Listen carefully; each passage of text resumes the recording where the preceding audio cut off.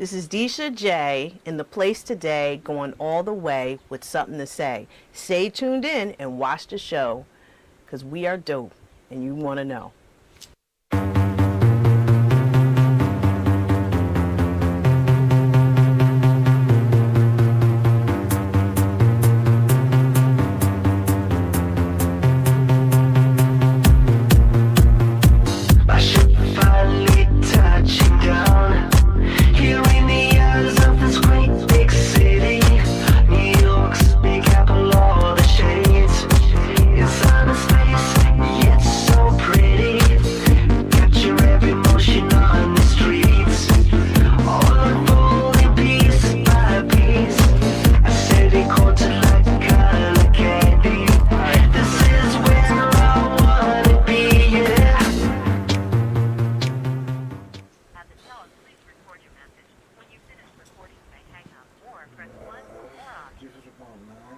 Darrell, it's Desha. Just give us an estimated time of arrival. I just got here at 5, so I know you said an hour, so that was probably like 4:44, 5. If you're stuck, let me know.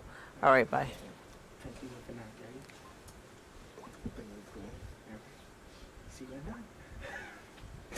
He's not coming.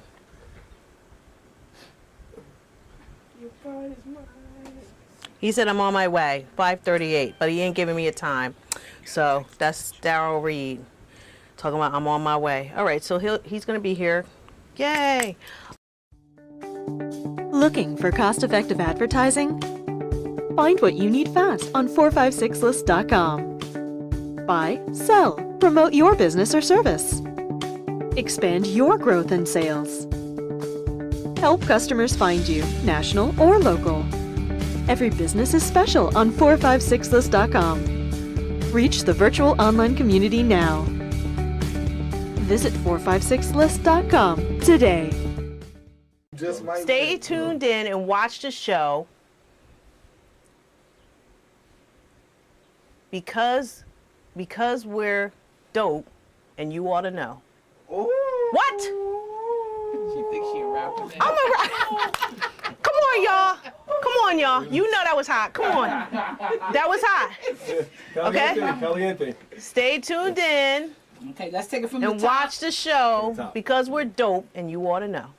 That's it. Okay, this is Desha J in the place today, going all the way with something to say. Stay tuned in and watch the show, because we are dope and you ought to know. Very good. Okay, let's take it from the top. From the top. Yes, that's for this right there.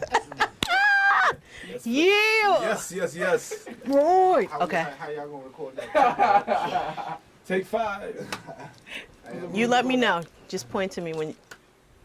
This is Desha J in the place today, going all the way with something to say. Stay tuned in and watch the show, because we are dope and you want to know.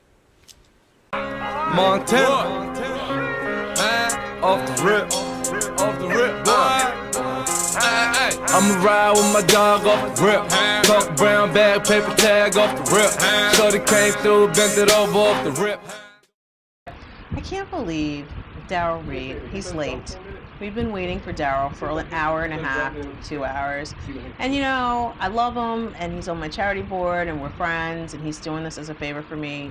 But I just wish this person could be on time. It really would make my life so much easier. Granted, I got caught in traffic myself, so we did give him grace period, because there's a lot of traffic coming out here. But in the same token, I wish he was here right now. It would really make a difference in my life. Just sharing some of the frustrations of Desha J. Okay. So you can get him right there, and Desha, you can have a conversation with him. Yes, I can. Okay, finally arrived. You know, you're glad he finally arrived. I'm so happy that you're finally here. I apologize for running late. I apologize. You know, had some things to take care of. Got stuck in Manhattan for a couple hours, but here nonetheless. We're happy to have you. Let me get you some that out my system. Now we feel better. So come on in. We're gonna do our little show. What boat you wanna go in? Go. Who you yelling at? Go ahead.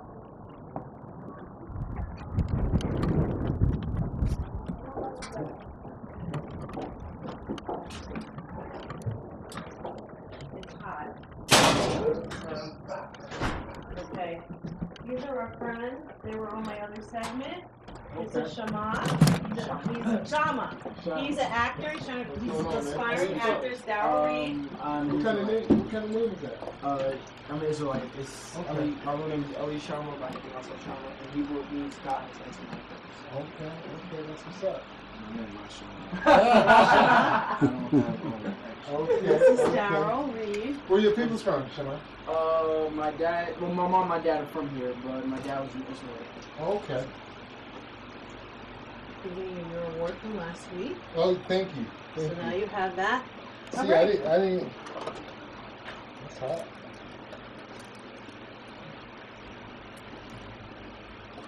And then we'll prepare to film you. See, you know what I'm saying? Like, I know I run late. I didn't even make it to I this know, event. you didn't make it to that.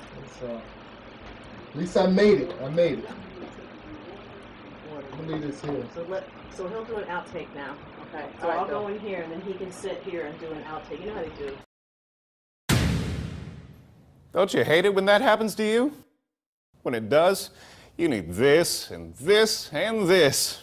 When it happens to me, I always know where to go. When you've got professionals on your side, your problems don't stand a chance. What are you waiting for? Contact them today and let them take care of your problems.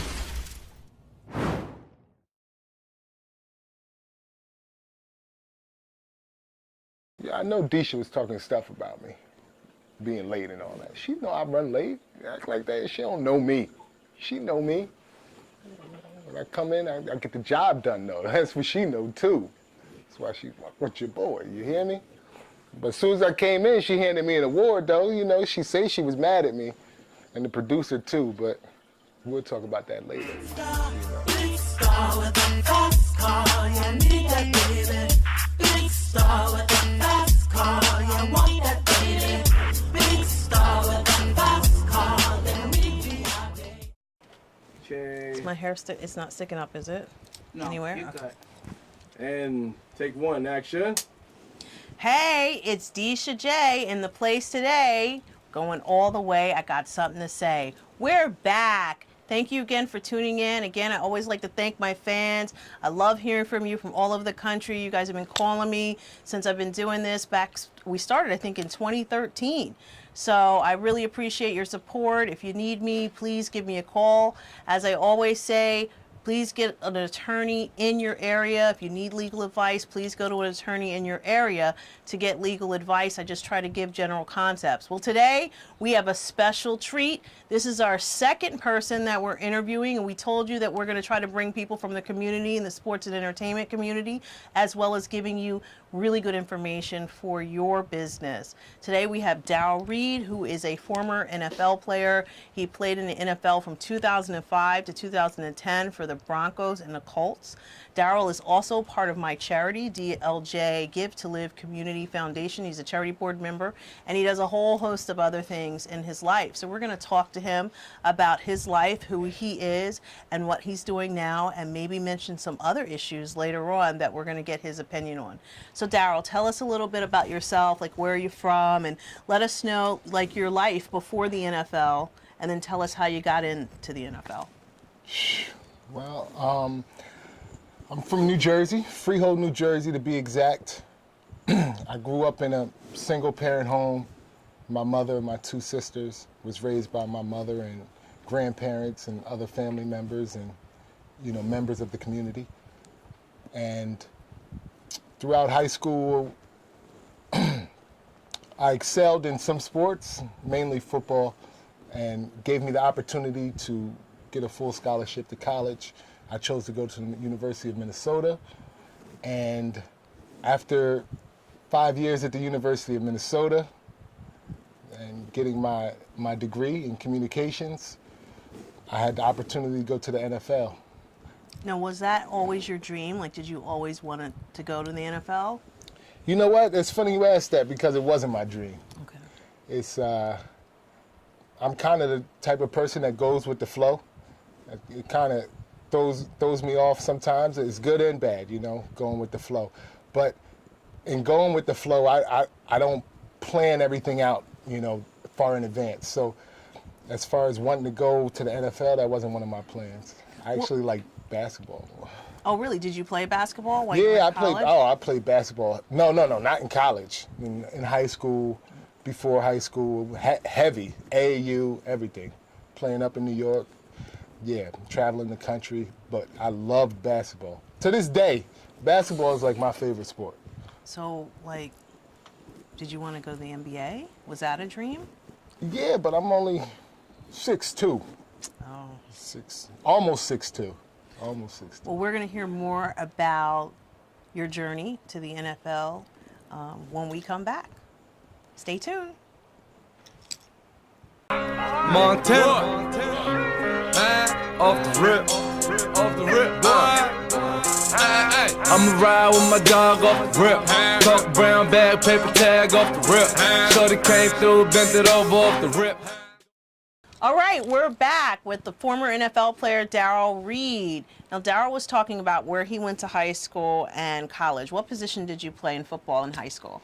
I played middle linebacker, which was like my main thing on defense, and then I also played offensive guard and tackle on offense. I broke my hand my senior year in high school, and I played my whole senior year with a cast on. Wow. What about in college? What position did you play? In college, I wanted to play linebacker, but they told me I would be better at defensive line. And despite me fighting against it, they moved me to defensive line. Wow, that's pretty cool. What about basketball? What position did you play in basketball when you were in high school?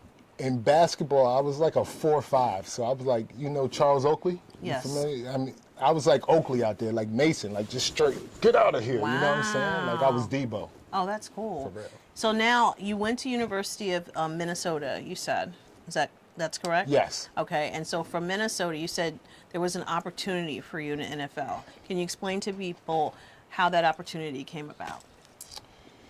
It came about, you know, just by hard work and many blessings coming my way, because it wasn't, it's not anything I can point out or pinpoint or anything like that. Just my career just, you know, kept going. I kept getting a little better, working hard. I practiced really hard. I was slow. I wasn't the fastest guy, but I was explosive. And that's kind of what took me over the edge. But I was slow. I ran a forever. That's why they moved me to defensive line. That's why. Forever. Okay, you guys out there, don't do that. I know there's a lot of guys looking at this. You want to get in the NFL, forever is not what you want to run. Go ahead. We talk about 40 times, right? Oh, yes, 40 times. yes. But, yeah, so that's why they moved me to defensive line, because I was a little slow for linebacker. But it ended up being the best thing for me. And through the hard work and through having some really good coaches, I was able to make it to the NFL and have the opportunity to try to play in the NFL. Excellent. Okay, well, we're going to talk about your when you started in the NFL and how you felt being a player and the start of your professional career when we come back. Stay tuned to Desha J.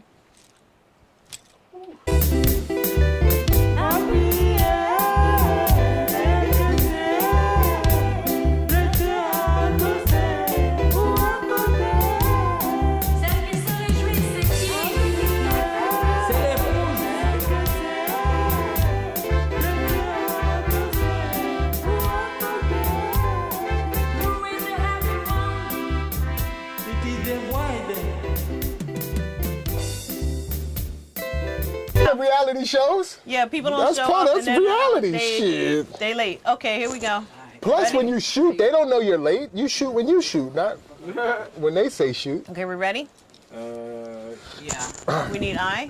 I'm just looking to see if you got sweat. You don't have no. No, I'm not sweating at all No, because no, the air it's is just coming me. right to me. Okay, good. Yeah, All right. she's getting it, not me. Oh, you're not getting it? No, it's all right. She's, you know, she's the queen. You need, All right, you let's need. go. 'Cause the, I'm just the a lights are I'm just a peasant. Okay, so come on. All right. Okay, this is take 4 in action. All right, we're back with Darrell Reid. Now, Darrell, you said that there's a lot of hard work, the stars aligning, things coming together. Is there any one person that you would like to thank for helping you to get to the NFL? Was there someone who was instrumental in that happening? Before I even answer that, I like how you say my name. You like Darrell Reid. Like you put emphasis on it. I like that. But it would be unfair to all the people that helped me out to just say one person. So I would just say a couple people, and I try to make it brief. Okay. So first my mom. Amen. My mom is my rock. So that's number one. She's been incredible in my life. I mean, and the older I get, the more I appreciate her, and I realize how much she has done for me and continues to do for me. And my family, of course, my family, like I said, I was raised by my mother and the family, basically, and some other outside family members. But my grandfather, my mom's father, was very instrumental in my life. He played the father figure in my life, but he passed away when I was in college. Okay. But one of his dreams was for me to be somebody. That's all he really wanted from me. He was like, I just want you to be somebody. So to me, making it to the NFL was like appeasing his dreams. Oh, that's excellent. That's very nice. What did you feel like when you first went into the NFL? Like, what was your experience like your first day? You know, were you practice squad? Talk about that. Like, just your first time kind of walking in. And which team did you play for first? I played for the Colts. Okay. I played for the Colts. I'm going to tell you a quick story. My first day, not practice. This is in the weight room. So I'm working out, trying to get my workout on. I don't know if I mentioned it, but I wasn't drafted. So I didn't have that freedom or luxury to think I was going to be a part of this team. I was a free agent, so it was like I might be going tomorrow. But the first day I was there, working out in the weight room, Peyton came up to me, Peyton Manning. He goes, "Hey, it's good to have you here." And I'm looking at him like, what? Good to have me here? It's good to be here with you. Like, you Peyton, I'm a free agent. But that's the type of leadership and the type of team Indianapolis was, from the top down, from Coach Dungy, Peyton, and even Jim Irsay. That's the kind of leadership that team had. But it really allowed me to grow as a person and a player. Okay.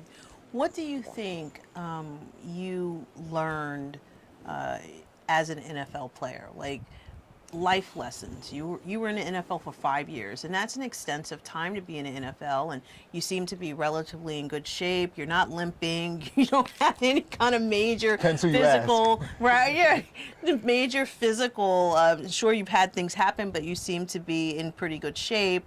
Like, what would you tell someone? I've learned, the top 3 things I've learned from being an NFL player.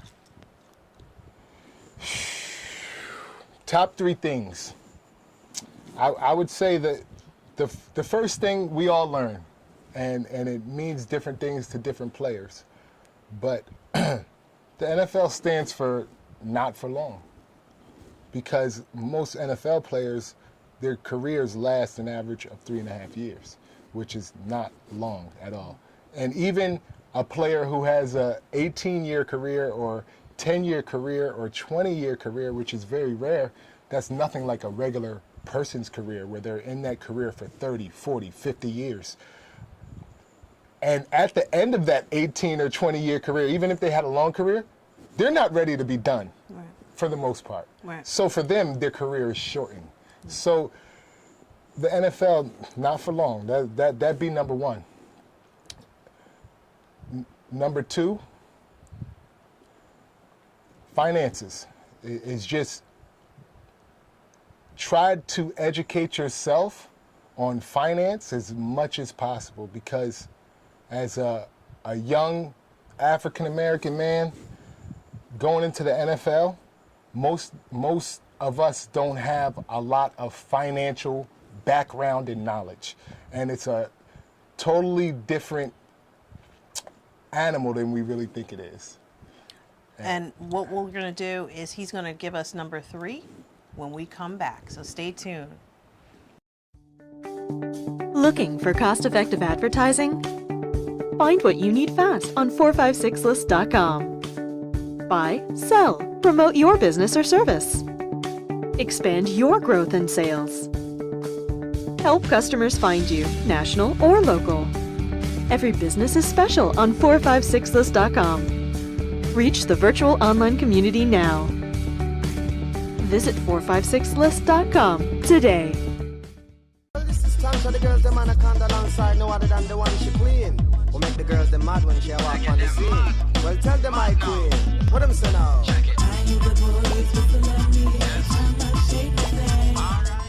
All right, we're back and we're talking to Darrell Reid. Darrell, you had said we asked you the 3 things you learned as an NFL player, and the second thing you talked about was finances. Elaborate a little bit more on what you learned about finances. Well, I mean, I'll start from me personally. My first 2 years in the NFL, I went broke. So I had my own experiences of trying to live a lifestyle that was way beyond my means. And those first 2 years, although enjoyable, when it came to the end of the year, and I'm like, what's going on? But one of the biggest things was I was making, I think my rookie year, I made like I was on a rookie minimum, maybe $235,000, right? So $235K, that's my contract. So I didn't think that I only brought home, $235 divided by 2, basically 50% of that. I thought I brought home $235,000. When anybody looks at a contract that comes across the screen, you don't think chop that number in half. But you have to chop that number in half because that's what the person is really bringing home after taxes, after the agent, after everything that comes out of that big number. So I didn't know that. So my first year, I made $235. I probably spent $200. And you made half of that, so you were living beyond your means. You were living beyond your means. So those, and I did it again my second year. And then after my third year, I started to make a little bit more money. I don't know if I was necessarily making better decisions, but I was making a little bit more money. It wasn't really till my fourth and fifth year when I was making better decisions. Excellent. Did you have like a financial planner, an accountant, someone to put your money in the Caymans? Like what did you do in your fourth year? Well, I didn't have anybody to put my money in the Caymans. Okay. Let's start there. We can knock that one off the list. I know stuff. Hire me, you guys. Hire me. Okay. Because as far as I know, the people putting money in the Caymans usually got M's. I only had T's. So a couple hundred T's, but it was T's. It wasn't M's or B's. So I did have a financial advisor. I had an agent and all of that. But at the end of the day, it's your money. Right. All they are is an advisor, but they work for you. Right. So if you say, yo, move that money over, they got to move that money over. Right. So even though my advisor was a very good advisor, we made a lot of money together, it was my decisions. He couldn't control my decisions. He could try to advise me, right. But they're an advisor, so they're only as good as the advice you take from them. Okay. It's like your parents. So what's the third thing that you learned from being an NFL player and being part of that industry? What I really learned is that it's a business. It's a business, and it's a harsh reality to the business.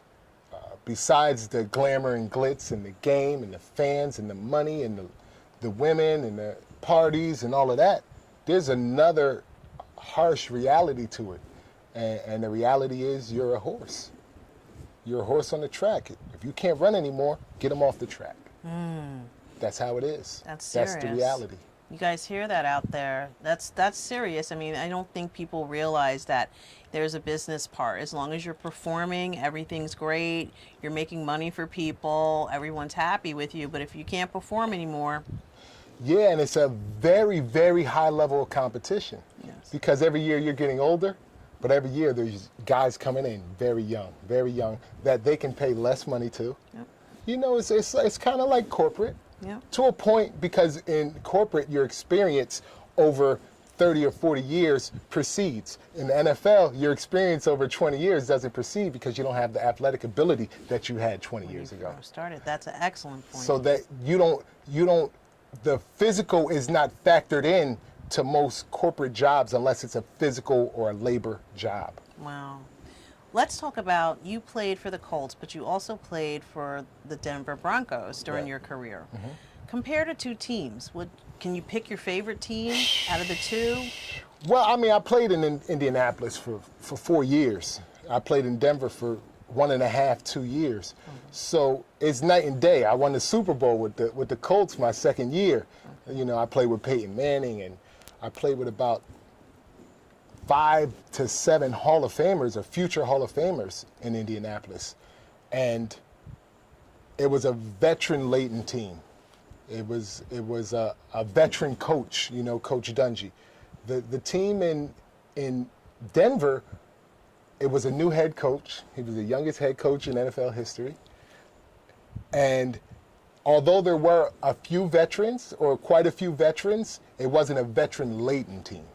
It wasn't, and they weren't experienced in working together. The Colts team had been together for 8 years. That makes a difference. By the time I got there, a lot of those players had been playing together for years already. So they were more developed. Got it. And the team and the structure and everything was more developed. But Denver, I had a great time in Denver. But it's hard to go against Indianapolis. Okay, understood. Well, we are going to talk more with Darrell Reid after this break. Stay tuned.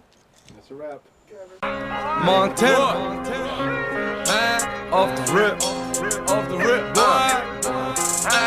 I'ma ride with my dog off the rip. Talk brown bag, paper tag off the rip. Shorty came through, bent it over off the rip. Hi, I'm Darrell Reid, hardest hitter in NFL history. And if you're looking for contracts, anything from entertainment to music to marketing, promotion, any advice, visit manymoods.com. Many, MOODS.com. Nothing but hits over there.